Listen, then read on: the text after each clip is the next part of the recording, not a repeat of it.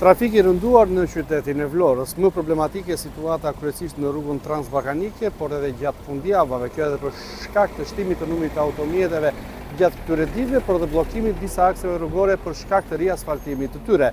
Edhe pse nuk jemi ende në sezonin turistik, duket se Vlora do të vuajë sërish nga problematika për sa i përket qarkullimit në akset rrugore të saj. Trafiki i rënduar në Vlorë, kryesisht në rrugën transbalkanike, aty ku lëvizja automjeteve kryhet me mjaft vështirësi. Fundjava ka shtuar trafiku në qytetin e Vlorës, ndërsa dhe bllokimi disa akseve për shkak të ndërhyrjeve që po kryen apo dëmtimeve të tyre ka sjell probleme në qarkullimin e automjeteve në qytetin bregdetar. Nuk jemi ende në sezonin turistik, por Vlora është duke u përballuar me trafik të rënduar mbi të gjitha gjatë fundjavës. Kjo edhe për shkak të shtimit të numrit të automjeteve, edhe për shkak të turistëve vendas të mbritur në Vlorë për të kaluar disa ditë pushimi, ka sjell një situatë të tillë. Vlora në një situatë të rënduar për sa i përket trafikut, ndërsa veç rrugës transbalkanike, problematika në qarkullimin e rënduar ka patur edhe në segmentin përgjatë vijës bregdetare.